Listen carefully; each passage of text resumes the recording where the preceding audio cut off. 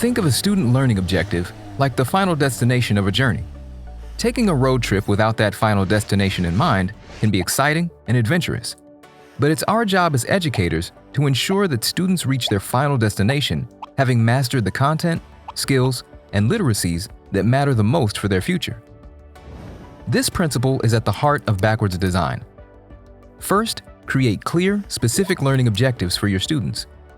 Then design the activities, assignments, or assessments best suited for reaching those learning objectives. Creativity, like communication or critical thinking, can be a learning objective on its own, or it can complement or support existing learning objectives or standards. If your curriculum is anchored in standards, first identify where creativity will be essential to student success. Even if creativity isn't explicitly named, it can be simple to find the places where creativity best supports your standards or curriculum. Look for these telltale signs of creativity. Do you have learning objectives that ask students to use inquiry to ask different kinds of questions? Do open-ended or complex tasks? Create novel ideas and hypotheses? Represent knowledge in new ways? Use the following verbs to help you plan for creativity. Now you have creative learning objectives. Here are some examples of creativity in action in learning objectives. See how this language and literature objective highlights creativity? Notice how this math objective depends on student creative thinking? And this history or civics objective has creativity and the creative process at its core? If you don't already have creativity in an existing learning objective, see how simple it can be to add those elements at the beginning of your instructional planning? Examples like these help your instructional design and your objective because they're also SMART, or specific, measurable, achievable, relevant, and timely. Taking the time to ensure you have a creative and SMART learning objective at the outset of your planning makes it easier to create aligned activities, learning experiences, and assessments to help your students reach their end goals with mastery, confidence, and creativity. Let's hear from educators that have made creativity a core part of their students' learning objectives. What makes a good learning objective in general is that the learning objective or learning goal focuses on what students should know and be able to do by the end of a lesson or of a unit. And the same applies to learning objectives or learning goals for a creative classroom.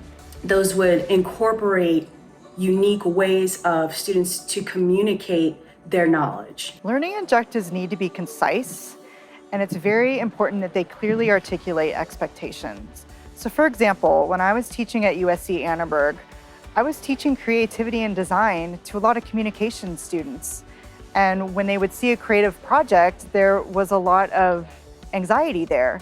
So it was very important for me to make them aware that I was looking more at intentions and their critical thinking skills, less on how great they can use Photoshop, and more on what were you trying to create with Photoshop, and did you see that idea through?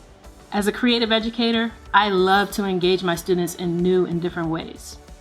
I want to encourage innovation when they're solving problems. I want them to be original, to take risks. Don't be afraid to fail. Have fun in the process of learning. So the learning objective being super specific and stated in like simple enough non-jargony words so students go like, oh, that's what it is, seems to be the most important.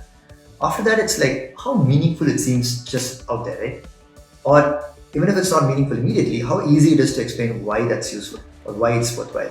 The second most important thing, and the third is how authentically measurable this learning objective is.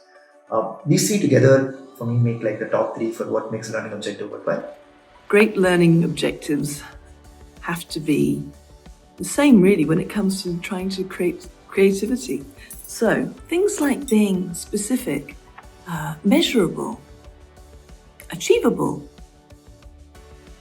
realistic, timely, smart objectives really, I guess, just like smart goals. An authentic performance task with a rubric specifically catering to the creative side of it.